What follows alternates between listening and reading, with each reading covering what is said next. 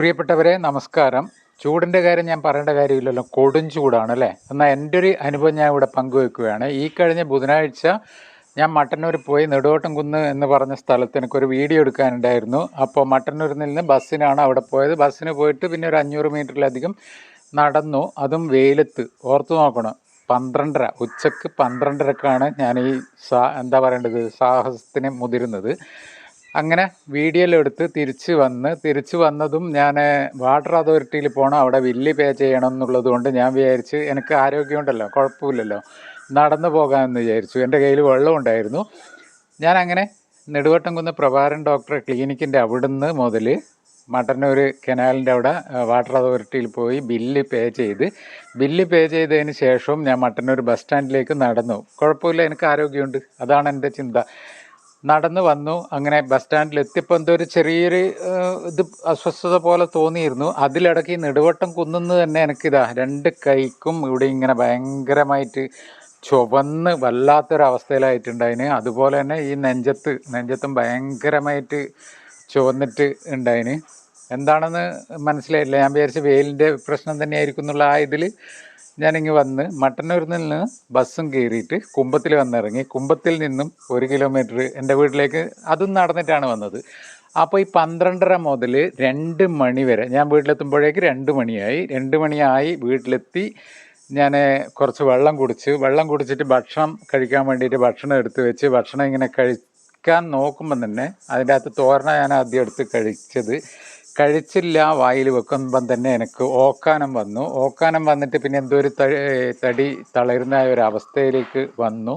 ഞാൻ അപ്പം തന്നെ ആ ചോറും ഇതും എടുത്തിട്ട് അവിടെ കൊണ്ടുപോയി അടച്ചു വെച്ചു. അതിനുശേഷം ഞാൻ ഫാൻ ഇട്ടിട്ട് അമ്മയുടെ റൂമിൽ ഞാൻ അവിടെ കിടന്നു. അപ്പോൾ അമ്മയും ഞാനും മാത്രമേ വീട്ടിലുള്ളൂ. അമ്മ അറിയില്ല, അമ്മ വിചാരിച്ച് ആരോ പുറത്ത് വന്നിട്ടുണ്ട്, അതാണ് ഇവൻ ഫുഡ് കഴിക്കാതെ തിരിച്ചു കൊണ്ടുവെക്കുന്നതെന്ന്. അപ്പോൾ എന്നോട് ചോദിച്ചാൽ ആരാണ് പുറത്ത് വന്നിരിക്കുന്നത്. ഞാനൊന്നും മിണ്ടിയില്ല, കാരണം എനിക്ക് മിണ്ടാനുള്ള ആ ഒരു മാനസികാവസ്ഥയൊന്നും ഇല്ല. ഞാൻ ഇവിടെ വന്ന് കിടന്ന് ഒരു അരമണിക്കൂർ കഴിഞ്ഞു. വീണ്ടും ഞാൻ എഴുന്നേറ്റ്, ഭക്ഷണം കഴിക്കേണ്ട ടൈമും കഴിഞ്ഞല്ലോ.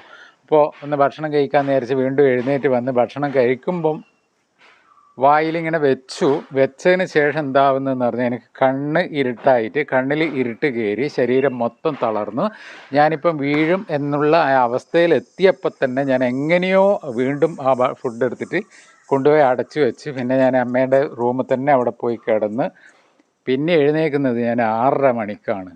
അപ്പോൾ അതിന് ശേഷം ഫുഡ് കഴിക്കാൻ പറ്റിയിട്ടില്ല. ഞാൻ ഒരു ഗ്ലാസ് ചായ കുടിച്ചു, അതുപോലെ 2 പീസ് ബ്രെഡും കഴിച്ചിട്ട് രാത്രി എനിക്ക് ഉറങ്ങാൻ പറ്റുന്നില്ല. മേലും കൈയും വേദന, എന്താണെന്ന് സംഭവിക്കുന്നതെന്ന് ഒന്നും പറയാം, അത്രയും ഭയങ്കര കഠിനമായ മേലും കൈയും ബോഡി പെയിനാണ് ഉണ്ടായത്. അങ്ങനെ വീട്ടിൽ നിന്ന് എല്ലാവരും പറഞ്ഞ് ഡോക്ടറെ കാണിക്കുക, അങ്ങനെ പോകാം ഇങ്ങനെ പോകാം, രാത്രി എന്തെങ്കിലും സംഭവിച്ചിട്ടുണ്ടെങ്കിലോ എന്നൊക്കെ പറഞ്ഞു. ഞാൻ പറഞ്ഞ് രാവിലെ എന്തായാലും ഡോക്ടറെ അടുത്ത് പോകാം എന്ന് പറഞ്ഞിട്ട് രാവിലെ ആയത് എങ്ങനെയാണെന്ന് എനിക്കറിയില്ല, കാരണം എനിക്ക് ഉറങ്ങാനും പറ്റിയില്ല. എന്തെല്ലോ അവസ്ഥയാണ്, എന്താണ് മൂഡ് എന്നൊന്നും പറഞ്ഞറിയിക്കാൻ പറ്റാത്ത അങ്ങനത്തെ ഒരു വല്ലാത്ത അവസ്ഥയാണ്. ഞാൻ എന്തായാലും രാവിലെ ഡോക്ടറെ അടുത്ത് പോയപ്പോഴും ഞാൻ വിചാരിച്ച് BP കുറയോ കൂടുകയോ എന്തോ ചെയ്ത്, അല്ലെങ്കിൽ ഷുഗർ കുറയോ കൂടുകയോ എന്തോ ചെയ്ത്. പിന്നെ നല്ല പനീൻ്റെ അത്രയും നല്ല കഠിനമായ പനീൻ്റെ ആ ഒരു ലക്ഷണം പോലെയൊക്കെ ഉണ്ടായിരുന്നു, ശരീരം എനിക്ക് ഫീൽ ചെയ്തിരുന്നു. അങ്ങനെ ഞാൻ BP ചെക്ക് ചെയ്ത്, BP നോർമലാണ്,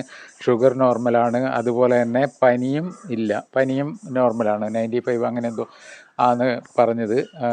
പനിയും നോർമലാണ്, ഇതൊന്നും ഉണ്ടായിട്ടില്ല. പക്ഷേ ഈ ഒരു സൂര്യാഘാതം എന്ന് പറഞ്ഞ സംഭവം തന്നെയാണ് എന്നാണ് ഡോക്ടർ പറഞ്ഞത്.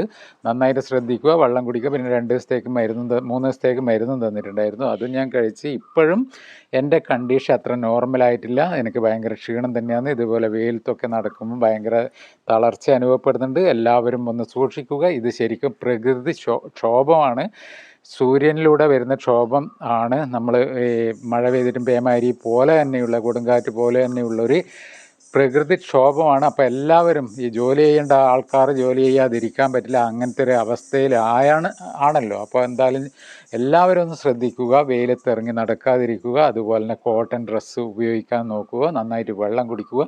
എല്ലാവർക്കും നല്ലൊരു ആരോഗ്യം ഉണ്ടാകട്ടെ എന്ന് ആത്മാർത്ഥമായിട്ട് ആഗ്രഹിച്ചു പോകുന്നു.